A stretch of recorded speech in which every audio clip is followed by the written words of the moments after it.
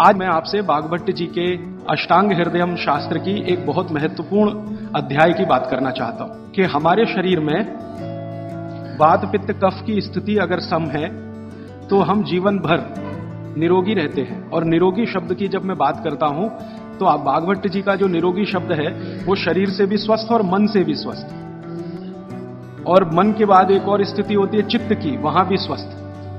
तो आप मन और चित्त और शरीर तीनों स्तर पर स्वस्थ हैं, ये उनकी भाषा है, निरोगी हैं।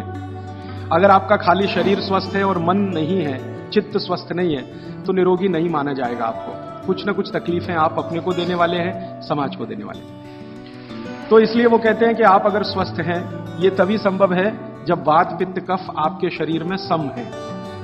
सम होने के माने जितना वात चाहिए उतना है, जितना पित्त चाहिए उतना है, जितना कफ चाहिए उतना है। वात पित्त कफ तीनों दोष हैं। एक तरफ वाग्भट्ट जी कहते हैं कि ये तीनों दोष हैं, त्रिदोष, लेकिन एक तरफ ये जरूरी भी है, ये भी महत्व की बात है। अगर ये नहीं है शरीर में तो आप शरीर से काम ही नहीं ले सकते। वात भी चाहिए, पित्त भी चाहिए, कफ भी चाहिए। बस उन्होंने ये कहा कि ये सम मात्रा में हो, जब जितनी जरूरत है उतने हो। जनवरी का महीना चल रहा है, मान लो अभी आ जाएगा कल से, तो जनवरी के महीने में वात जितना चाहिए, पित्त जितना चाहिए, कफ जितना चाहिए उतना अगर है तो बहुत अच्छा। फरवरी में, मार्च में, महीनों के हिसाब से जो आपका जीवन चक्र चलता है उसमें जैसी जैसी जरूरत हो उतना वात पित्त कफ होता रहे तो आपके लिए सबसे अच्छा। और अगर ये जरूरत के हिसाब से कम ज्यादा होता है, नहीं मिल रहा है, तो बहुत ही खराब, तो आप रोग ही रोग में डूबेंगे। ये है जो महत्व की बात समझने की है। तो वाग्भट्ट जी ने कहा कि आपके जीवन में ये वात पित्त कफ जब जरूरत हो वैसे ही रहे, उसके लिए उन्होंने एक अध्याय लिखा, पूरा अध्याय लिखा, उसका नाम है दिनचर्या। दूसरा एक अध्याय लिखा, उसका नाम है ऋतुचर्या। एक अध्याय लिखा आहार द्रव्य का ज्ञान, माने जो खा रहे हैं उसके बारे में जानना, आहार द्रव्य का ज्ञान। फिर ऐसे करते करते उन्होंने 40 से ज्यादा अध्याय लिख डाले। कुल अध्याय में 7000 सूत्र में बार बार रिपीट कर रहा हूं ताकि याद हो जाए आपको। तो जो दिनचर्या वाला हिस्सा है वो अभी तक मैं बात नहीं कर पाया आपसे। आज मुझे एक दिन मिला तो मैं बात करता हूं, और व्याख्यान के अंत में जो प्रदीप भाई ने कहा वो इसमें जुड़ जाएगा अपने आप। दिनचर्या के बारे में वाग्भट्ट जी कहते हैं कि सामान्य रूप से हमारे शरीर की अवस्था के हिसाब से हमें दिनचर्या तय करनी है, शरीर के हिसाब से। सबके लिए ये जर्नल नहीं है, ये ध्यान रखना। हर व्यक्ति के शरीर के हिसाब से ये बदलती है। जैसे मेरे बगल में बाबूजी बैठे हैं तो इनकी दिनचर्या मुझसे अलग होगी, और मुझसे छोटा कोई लड़का या लड़की है, भाई या बहन है, उसकी दिनचर्या मुझसे अलग होगी। तो आपकी सुविधा के अनुसार मैं 3 हिस्से करता हूं। मैंने पहले भी वो 3 हिस्से किए हैं। जवानी शुरू होती है 18-19 वर्ष में, इस देश में ऐसा माना जाता है। वाग्भट्ट जी के हिसाब से ये बराबर नहीं है, आज माना जाता है। हमारे यहां 18 साल पर वोट देने का अधिकार आपको मिलता है, ऐसा माना जाता है कि आप में परिपक्वता है। वाग्भट्ट जी कहते हैं कि जवानी 13 से 14 साल में शुरू हो जाती है, 13 से 14 साल में शुरू हो जाती है। पुराने लोग हमारे ऐसा ही मानते थे, 13 से 14 साल में युवा अवस्था शुरू हो जाती है। तो आप समझ लीजिए कि जन्म से लेकर 13-14 साल तक का एक भाग, 13-14 साल से लेकर 60 साल तक दूसरा भाग, और 60 साल के ऊपर तीसरा भाग। 3 तरह के लोगों की श्रेणी बना दी जाए। अब इसमें दिनचर्या का ध्यान दिया जाए। तो सबसे पहली बात जो आप सबको याद रखनी चाहिए हमेशा, कि जो 0 वर्ष से लेकर, माने पहला दिन का कोई बच्चा है, वहां से शुरू करके 13-14 साल, ये बच्चा जो है कफ के प्रभाव में रहता है। ऐसा कहें, बचपन में कफ बहुत होता है शरीर को, सारा शरीर कफ के असर में ही रहता है। उस समय वात और पित्त दोनों कम होते हैं। पित्त तो थोड़ा रहता है, वात तो बिल्कुल ना के बराबर होता है बचपन में। इसलिए बचपन में 13-14 साल की उम्र तक के किसी भी बच्चे को या भाई बहन को मैं देखता हूं और वो मुझे कहता है कि मेरे घुटनों में दर्द है, तो मुझे बहुत हैरानी होती है कि ये कैसे आया, आना ही नहीं चाहिए।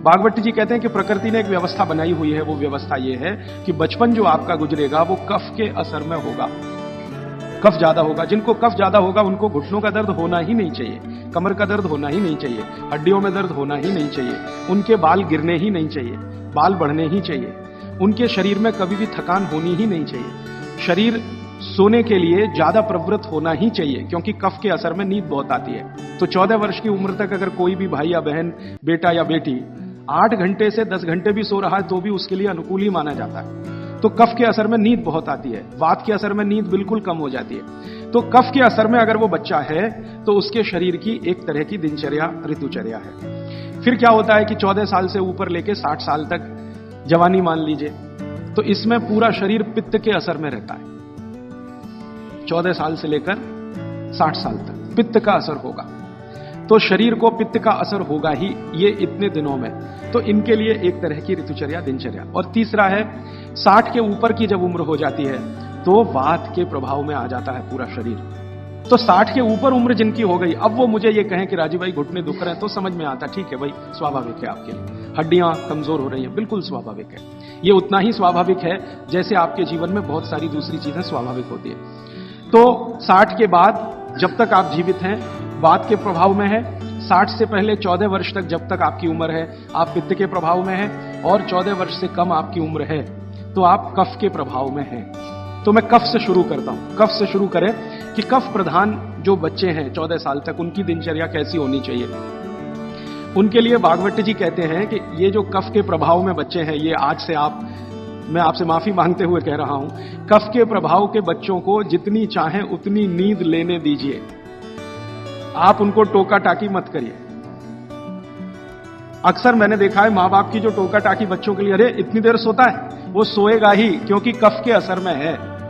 तो आप जबरदस्ती उसको मार के पीट के उठाएंगे, चल पढ़ने को बैठ, होमवर्क कर, टीचर ने इतना दे दिया। अरे वो होमवर्क करके करेगा क्या? अगर वो अपने कफ के असर में है वैसी उसकी दिनचर्या रखिए। तो भागवत जी कहते हैं कि जो कफ के असर में है उसको 10 घंटे तक की नींद स्वीकृत है, माने 10 घंटे तक वो 24 घंटे में सो सकता है। अब ये नींद वो 2 हिस्से में लेता है तो बहुत अच्छा, एक ही हिस्से में ले तो भी चलेगा, लेकिन ज्यादा बेहतर है कि 2 हिस्से में ले। माने रात को 8 घंटे तक सो जाए, 9 घंटे तक सो जाए, दोपहर को 1 घंटे जरूर सो जाए। लेकिन आप अगर कहेंगे कि कफ के असर में जो बच्चे हैं उनमें भी 3 कैटेगरी बनती है। 14 से 8 एक कैटेगरी, 14 साल से 8 साल, 8 साल से 4 साल एक कैटेगरी, और फिर 4 से 1 साल की कैटेगरी। तो 1 से 4 साल वाली कैटेगरी में भागवत जी कहते हैं कम से कम 16 घंटे की नींद, और 4 से 8 साल की कैटेगरी में वो कहते हैं कि कम से कम 12 से 14 घंटे की नींद, और बाद में वो कहते हैं जो 14 साल 8 से 14 तो वो कहते हैं कम से कम 8 से 9 घंटे की नींद। तो छोटे बच्चे अगर आपके घर में हैं जिनकी उम्र 14 साल से कम है, आप उनको सोने से मत रोकिए, क्योंकि कफ का असर है, और कफ का प्रभाव जब ज्यादा होता है ना तो होता क्या है वो समझ लीजिए। कफ आप जानते हैं चिकना पदार्थ है, स्निग्ध पदार्थ है। कफ का मतलब है आपको खांसी आए और जो बलगम निकल जाए, जो बलगम है ना वो ही कफ है, ऐसा समझ लीजिए। वो स्निग्ध है, चिकना है और बहुत भारी है। ये गुरु है, गुरु माने भारी, हैवी है, बहुत हैवी है, इससे ज्यादा हैवी कोई चीज नहीं। तो स्निग्ध है, चिकना है, भारी है, गुरु है, और जो भारी चीज होती है वो शरीर के ब्लड प्रेशर को हमेशा बढ़ाती है, हमेशा बढ़ाती है। हर भारी चीज, हैवी चीज आप कहते हैं ना, कहते हैं कई बार चिकित्सक हल्का खाओ जी, ज्यादा भारी चीज मत खाओ। हर भारी चीज शरीर के ब्लड प्रेशर को बढ़ाती है, क्योंकि भारी चीज जाएगी तो उसका गुरुत्व ज्यादा है, गुरुत्व ये ज्यादा है तो वो बढ़ेगा। अगर ब्लड प्रेशर, तो आपके ब्लड प्रेशर को कंट्रोल रखने के लिए ज्यादा बढ़ गया तो तकलीफ आ जाएगी। तो बॉडी ने एक व्यवस्था बनाई, शरीर ने व्यवस्था बनाई कि आप ज्यादा नींद लो। ये नींद लेते समय ब्लड प्रेशर हमेशा कम रहता है। जितनी देर आप सोएंगे ब्लड प्रेशर या तो सामान्य होगा या सामान्य से कम होगा। जितनी देर आप जगे हुए हैं ब्लड प्रेशर सामान्य से थोड़ा ज्यादा होगा। तो बचपन में क्या है, आदमी या बच्चा गुरुत्व में है, कफ में है, स्निग्धता में है, इसलिए उसको नींद लेकर ब्लड प्रेशर को मेंटेन करना है अपनी व्यवस्था बनाने के लिए, इसलिए वो ज्यादा देर सोएगा ही। आप उसके सोने पर पाबंदी मत लगाओ। आप अगर ये महसूस करते हो कि जी 14 घंटे से भी ज्यादा सो रहा है तो सोचने की बात आएगी। उसमें भी 4 साल तक के बच्चे को तो वो भी नहीं सोचना, वो 18 घंटे भी सोए तो सोने दो उसको। और वैसे भी आप महसूस करते हैं, आप सब माताएं हैं, आपने बच्चे अपने बड़े किए ही हैं, छोटे बच्चे जितने होंगे नींद उतनी ज्यादा लेंगे, क्योंकि कफ का असर उतना ही ज्यादा है और ज्यादा कफ को मेंटेन रखना है ब्लड प्रेशर के लिए, इसलिए नींद लेनी ही पड़ेगी, बिना उसके होने वाला नहीं है। इसलिए बचपन में नींद ज्यादा। तो अब नींद ज्यादा है तो ये कब संभव है? ये नींद ज्यादा आप तभी संभव है जब जल्दी सो जाए, माने बच्चों को जल्दी सोना ही। आप बोलेंगे जी कितने बजे तक सोना? भागवत जी तो ये कहते हैं कि सूर्यास्त होने के 2 घंटे के अंदर सो जाना। सूर्यास्त होने के 2 घंटे के अंदर सो जाना। अब सूर्यास्त कब हुआ? चेन्नई में मान लीजिए 6 बजे हुआ, तो हर बच्चे को 8 बजे तक सो ही जाना, कंपलसरी सो जाना। अब ये तब संभव है जब आप बच्चों को थोड़ा टीवी से दूर रखें। भागवत जी के समय में टीवी नहीं था, होता तो उस पर भी कमेंट करते। अब ये आ गया पिछले 50 साल में, आधुनिक विज्ञान ने इसको दे दिया। तो टीवी से बच्चों को दूर रखें ताकि उनके सोने की कमी ना आए। टीवी देखने में आजकल बच्चे 11 बजे तक 12 बजे तक जगते हैं, तो उनके नींद में कमी आती है। नींद में अगर कमी आएगी तो कफ के असर में नींद अगर पूरी नहीं लेंगे तो फिर कफ बिगड़ेगा, और ये बिगड़ा हुआ कफ बच्चों को चिड़चिड़ा बनाएगा, चिड़चिड़ा। बच्चों को अगर नींद पूरी नहीं लेंगे, इसको ध्यान रखिए, तो उनमें चिड़चिड़ापन आएगा, गुस्सा भी आएगा। और चिड़चिड़ापन और गुस्सा उनमें है तो वो आपकी कोई बात नहीं मानेंगे। आप उनको लाख अच्छी बात कहो, वो मानेंगे ही नहीं, क्योंकि शरीर को मस्तिष्क जो है नियंत्रित करता है। मस्तिष्क कफ के प्रभाव में है, कफ बिगड़ा हुआ है, सुधरा हुआ नहीं है, क्योंकि नींद पूरी नहीं ले रहे हैं। तो ये तो संकट आने वाला है। तो अक्सर घरों में ये समस्या मैं सुनता हूं, वो कहते राजीव भाई बच्चे हमारी सुनते नहीं। वो सुनेंगे तब तक नहीं जब तक नींद पूरी नहीं हो रही है। आप उनकी नींद पूरी होने दीजिए, 8 घंटे 9 घंटे की 10 घंटे की नींद पूरी, फिर देखिए वो कितने अच्छे से सुनते हैं। अब मैं आता हूं जो आपने प्रश्न किया, जब आदमी कफ के असर में होता है, कोई भी बच्चा हो तो भी, बड़ा हो तो भी, कफ के असर में जब भी होगा, चिड़चिड़ा होगा, गुस्सैल होगा, क्रोधी होगा, लड़ने को हमेशा तैयार होगा, और बहुत कफ अगर उसका बिगड़ा हुआ है तो वो ऐसा ही होगा जैसे कल बेनजीर भुट्टो को गोली मारने वाला। ये कफ के असर में ही होता है, तब होता है। कोई भी कफ प्रकृति का व्यक्ति किसी को भी गोली मार सकता है, अगर उसका कफ इतनी तीव्रता पर है, बिगड़ा हुआ, गोली मार सकता है, बम मार सकता है। किसी के खून को निकलते देख उसके कफ को शांति आती है, मन में उसके संतुलन आता है। तो कफ जो है ना बहुत अच्छी चीज है, लेकिन एक लिमिट के बाद जब ये बाहर जाता है तो दुनिया की सबसे खतरनाक चीज है। और दुनिया में जो अध्ययन हुए हैं, जो अभ्यास हुए हैं, कि जितने भी अपराधी प्रवृत्ति के लोग हैं दुनिया में, वो कफ के असर में ही सारे अपराध करते हैं। लेकिन कफ बिगड़ा हुआ है, और इसी कफ का असर है कि प्रेम भी बहुत पैदा होता है। बहुत प्रेम पैदा होगा इसी कफ के असर में। आप किसी छोटे बच्चे को देखते हैं ना, आपके दिल में अत्यंत प्रेम पैदा हो जाता है, वो कफ का असर है।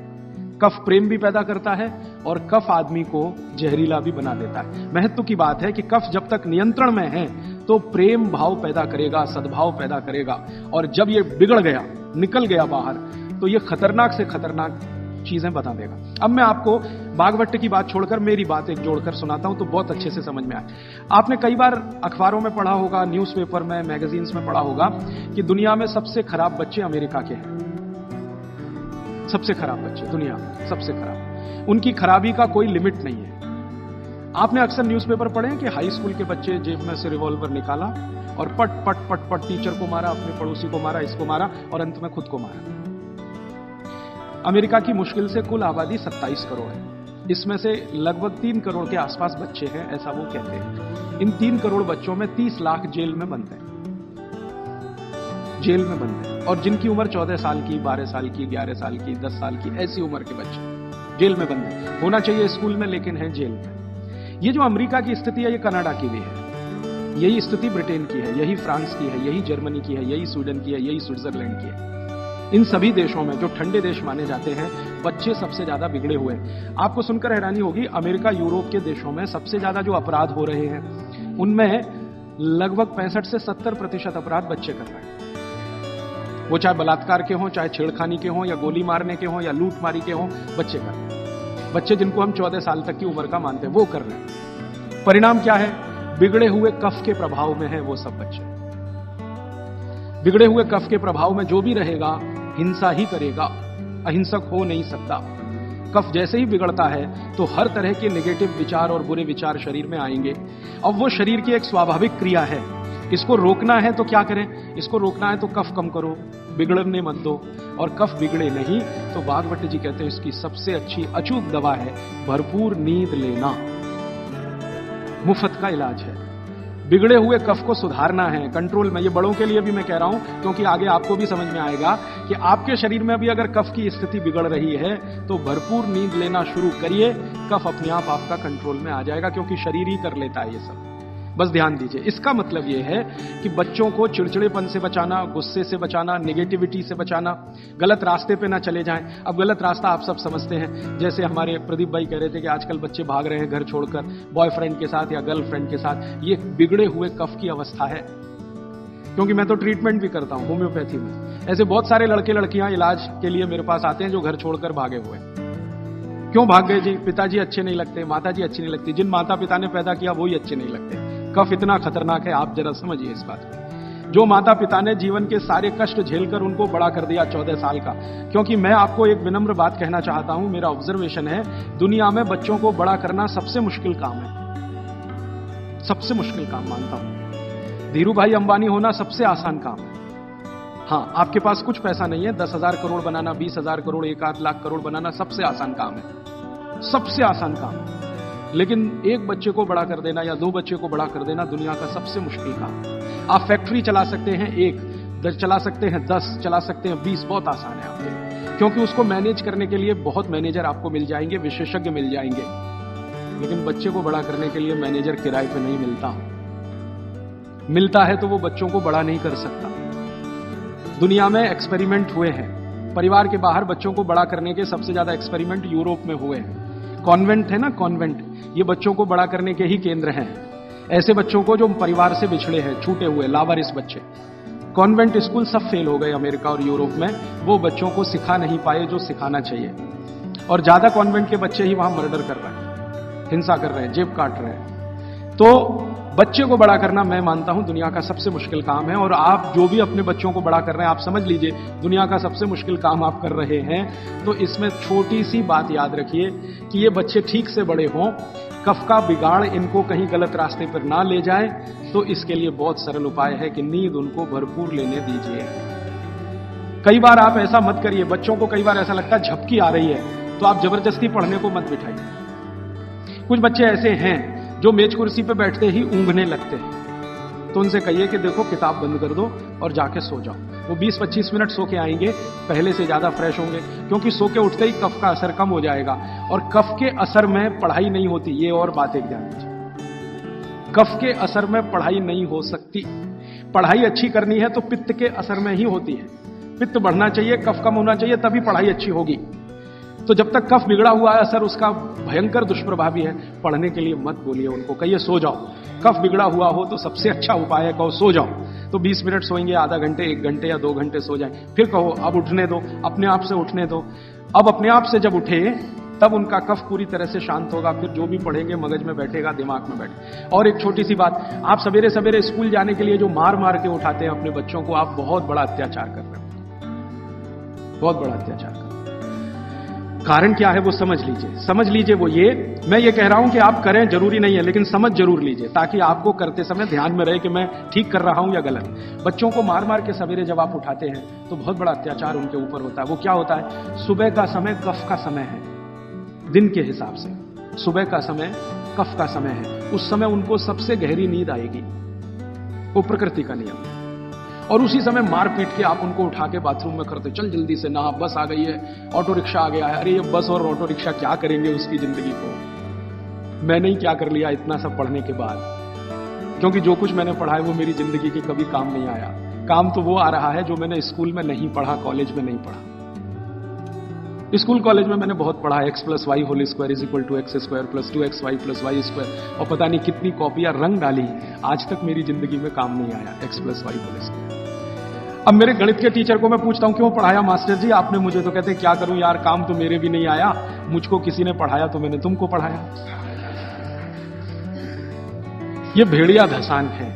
मैं आपको विनम्रतापूर्वक ये कहना चाहता हूं, कितने भी अच्छे स्कूल में आप बच्चों को पढ़ाइए, उनकी जिंदगी का 90 से 95% बेकार ही जाने वाला है। अब उसके लिए आप उनको मार पीट के उठा रहे हैं जो कभी काम नहीं आएगा जिंदगी में। तो आप ये अत्याचार मत करिए। फिर आप कहेंगे जी स्कूल तो सुबह ही चलते हैं, तो स्कूल वालों को मिलकर समझाइए कि बच्चों के स्कूल का समय दोपहर को रखें। अब आप बोलेंगे जी वो कैसे समझेंगे, ऐसे समझेंगे, बच्चे तो आपके पढ़ रहे हैं ना, ये स्कूल के मास्टर जी के पढ़ रहे हैं, बच्चे आपके पढ़ रहे हैं, फीस आप दे रहे हैं। आप मिलकर कहेंगे तो स्कूल वालों को झक मार के सुनना ही पड़ेगा, क्योंकि स्कूल तो आपसे चल रहा है, आप स्कूल से नहीं चल रहे, स्कूल आपसे चल रहा है। आप लाखों रुपए उनको डोनेशन दे रहे हैं, करोड़ों रुपए फीस दे रहे हैं, तो उनको कहिए छोटे बच्चों के स्कूल कभी भी सवेरे नहीं होने चाहिए। 7 बजे से स्कूल चल रहा है, ये तो होना ही नहीं चाहिए। उनका स्कूल 11 बजे से 12 बजे से होना चाहिए। आप प्रयास करिए, सफलता मिले तो बहुत अच्छा, नहीं मिले तो अपना अलग स्कूल ही खड़ा कर दीजिए।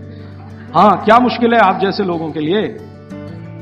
आप सब यहां बैठे हुए लोग हैं, कोई करोड़पति से कम नहीं है। क्या मुश्किल है? एक स्कूल ऐसा शुरू कर दो जो बच्चों को सुबह नहीं पढ़ाएगा जी। हम आयुर्वेद के हिसाब से चलेंगे, हम भागवत के हिसाब से चलेंगे, हमारा बच्चों का स्कूल दोपहर को ही शुरू होगा। तो आप कोशिश करिए, कोशिश करने से दुनिया में सब कुछ होता है। जब से मैंने ये बातें मेरे मित्रों से शेयर की, हमारे कार्यकर्ता बहुत हैं देश भर में, करीब 18,000, उनसे जब शेयर की तो उन्होंने कई कई जगह प्रयास किए, कुछ में सफलता भी मिली। स्कूल वाले मान गए, समझ गए, भागवत के सूत्र उनको समझाए तो वो मान गए। हाँ, बच्चों को, क्योंकि स्कूल में पढ़ाने वाली भी टीचर है या टीचर है, उसके भी अपने बच्चे हैं, वो भी देख रही है, महसूस कर रही है कि सुबह तो सोने का ही उनका मन करता है, तो सुबह तो सोने के लिए ही है उनके लिए, क्योंकि सुबह कफ का असर होता है और बच्चे तो कफ के ही प्रभाव में हैं, तो डबल असर होगा। इसलिए सुबह उनको नींद अच्छी आएगी। सुबह नींद अच्छी आएगी तो उनको झकझोर के जगाइए मत। अब सुबह की नींद उनकी ठीक से आए, इसके लिए वो रात को जल्दी सोए, तो 8 बजे तक सोने के लिए नियम डाल दीजिए। 8 बजे के बाद आपके घर का टीवी बंद हो जाए तो वो भी नहीं देखेंगे, आप देखेंगे तो वो भी देखेंगे। बच्चे तो जो आप करते हैं वैसे ही सीख लेते हैं। तो आप 8 बजे के बाद टीवी को बंद करने का नियम डाल दीजिए। बच्चों में आदत पड़ गई नींद आने की 8 बजे, तो वो सोएंगे, भरपूर नींद लेंगे, सुबह 6 बजे तक उठेंगे, बहुत अच्छे से उठेंगे। फिर आप चाहें तो उनसे कोई भी काम करवा सकते हैं। उनके मन में न चिड़चिड़ापन होगा, न गुस्सा होगा, न कोई नेगेटिव थॉट होगा, क्योंकि नींद जीवन में उतनी ही बड़ी चीज है जितना भोजन। तो भरपूर नींद लीजिए या लेने दीजिए, क्योंकि वो कफ के असर में है। तो बच्चों की दिनचर्या में आप ये ध्यान रखिए कि 8 से 10 घंटे सोना कंपलसरी, एक बात। दूसरा, बच्चे कफ के प्रभाव में है, ये मैं बार बार कहूंगा आपसे ताकि याद रहे। बच्चे कफ के प्रभाव में है और कफ का प्रभाव क्षेत्र जो है ना, वो जान लीजिए, हृदय से ऊपर और मस्तिष्क का अंतिम बिंदु, ये कफ का क्षेत्र है। हृदय से ऊपर, यहां से ऊपर पूरा ये कफ का क्षेत्र है। हृदय से नीचे नाभि तक ये पित्त का क्षेत्र है और नाभि से नीचे पूरा ये वात का क्षेत्र। तो बच्चे कफ के असर में हैं, तो ध्यान रखिए कि उनको जितने रोग होंगे वो यहां से ऊपर वाले ही होंगे बचपन के। नाक बहेगी, सर्दी होगी, जुकाम होगा, खांसी आएगी, ये सब इसी एरिया के रोग हैं। तो भागवत जी कहते हैं कि बच्चों को कफ के असर से बाहर लाते रहें, बिगड़े नहीं उनका कफ। तो इसके लिए बच्चों की मालिश, उन्होंने एक शब्द, बहुत सुंदर शब्द दिया, अभ्यंग मालिश। मालिश बहुत जरूरी है, बच्चों की मालिश बहुत ही जरूरी है। तेल मालिश, बच्चों की तेल मालिश बहुत जरूरी है। वैसे तो सब माताएं करती ही हैं, अनजाने में वो एक बड़ा काम कर रही। कफ को कम करने की जो दूसरी चीज बताई है भागवत ने, एक तो मैंने बताया नींद, जो कफ की विकृति को कंट्रोल में लाती है। दूसरी चीज जो कफ को कंट्रोल करती है, नियंत्रित करती है, वो है मालिश, घिसाई, रगड़ाई, ये कफ को कंट्रोल करती है। नींद के बाद हो गई मालिश। तो बच्चों की मालिश अत्यंत जरूरी है। तो सुबह जब वो सोकर उठते हैं, शौच आदि से निवृत्त होकर आते हैं, तो उनकी मालिश होनी ही चाहिए। अब भागवत जी ने कहा है कि जो कफ के असर में है वो व्यायाम ना करे, वो प्राणायाम ना करे, योग आसन भी ना करे। ध्यान रखिए इस बात को। भागवत जी कहते हैं कि कफ के असर वाले व्यक्ति को ना तो व्यायाम, ना तो आसन, ना तो प्राणायाम, उसके लिए है मालिश, रगड़ाई चाहिए उसको शरीर की। ठीक है? तो मेरी आपको विनती है कि बच्चों को व्यायाम करने के लिए प्रोत्साहित मत करिए। कई बार माता पिता टीवी का चैनल खोल के वो रामदेव जी का चल रहा है, चल तू भी कर, उसके लिए नहीं है ये। व्यायाम, योग, प्राणायाम उनके लिए सबसे उपयोगी है जो पित्त के प्रभाव में है। वात के प्रभाव वालों को बहुत मामूली, पित्त वालों को सबसे ज्यादा, कफ वालों को बिल्कुल नहीं। योग, प्राणायाम, आसन कफ वालों को बिल्कुल नहीं, वात वालों को थोड़ा, पित्त वालों को सबसे ज्यादा। ये है सूत्र भागवत जी। तो बच्चों को मत प्रेरित करिए कि तुम आसन करो, कि तुम प्राणायाम करो, कि तुम ऐसी एक्सरसाइज करो। उनके लिए तो कफ के असर में है, तो ये एक्सरसाइज जितनी कम हो उतना अच्छा। मालिश करिए उनकी, भरपूर मालिश करिए। अब तीसरी बात, तीसरा सूत्र, बच्चों की मालिश कहां करें जी? पूरे शरीर में करें, पूरे शरीर में करिए। लेकिन भागवत जी कहते हैं कि कफ का असर कहां है? मैंने आपको थोड़ी देर पहले कहा, छाती से लेके ऊपर तक। तो ये जो इतना हिस्सा है, इसकी मालिश ज्यादा करिए ताकि कफ थोड़ा शांत रहे। तो सीधे से बात अब मैं समझाता हूं, बच्चों के सिर की मालिश सबसे ज्यादा करिए। सिर, ये ऊपर का हिस्सा, धीरे धीरे धीरे धीरे तेल लगा के सिर की मालिश सबसे ज्यादा करिए। तो मालिश किससे करेंगे? तेल से। तेल जो है कफनाशक है, तेल जो है ना कफनाशक है। तो सिर की मालिश करेंगे, छोटे छोटे छिद्र हैं, तेल इससे अंदर जाएगा, कफ को सामान्य रखेगा। तो कफ के प्रभाव में बिगड़ेंगे नहीं बच्चे, माने गुस्सा नहीं करेंगे, चिड़चिड़े नहीं होंगे, निगेटिव नहीं होंगे, जिंदगी में गलत काम नहीं करेंगे। तो बच्चों के सिर की मालिश बहुत जरूरी है। सिर की मालिश। दूसरा वो कहते हैं कि कफ का जो दूसरा बड़ा स्थान है, एक तो सिर हुआ, दूसरे है कान। ये कान है ना, ये कफ के स्थान। तो बच्चों के कान की मालिश रोज होनी चाहिए, जरूर होनी चाहिए। कान की मालिश कैसे करें? बस तेल लगाइए, हाथ में ऐसे ऐसे घुमाइए, फिर उल्टा घुमा दीजिए, फिर ऐसे घुमा दीजिए, और थोड़ा तेल कान में डाल के रखिए उनको, क्योंकि कफ का स्थान है कान। तेल डालते ही कफ शांत होगा। तो हमारी पुराने जमाने की जो माताएं हैं, वो रोज बच्चों को कान में तेल डालती थी, वो अनजाने में बहुत बड़ा वैज्ञानिक काम करती थी। देखा ना पुराने जमाने की माताओं को। आज के जमाने की माताएं तो कहती है चिपचिपा है तेल, तेल चिपचिपा है तभी तेल है, नहीं तो उसमें कुछ है ही नहीं।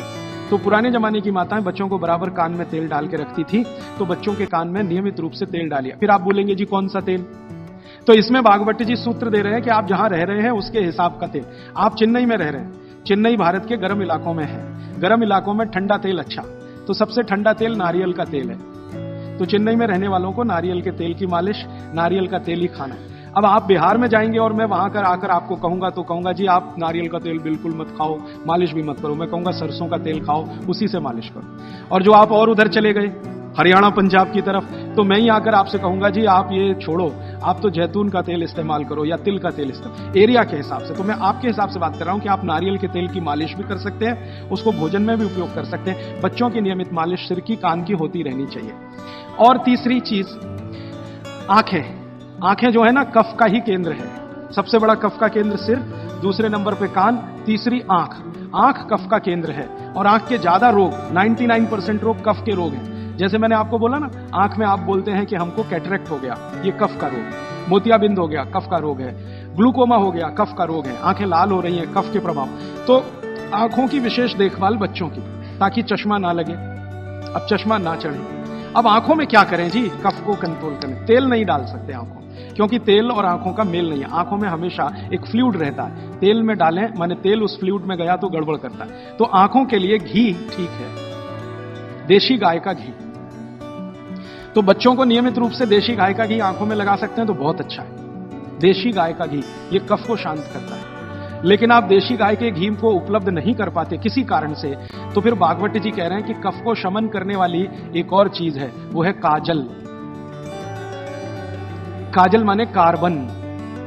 कार्बन कफ को शांत करने में सबसे बड़ी भूमिका निभाता है।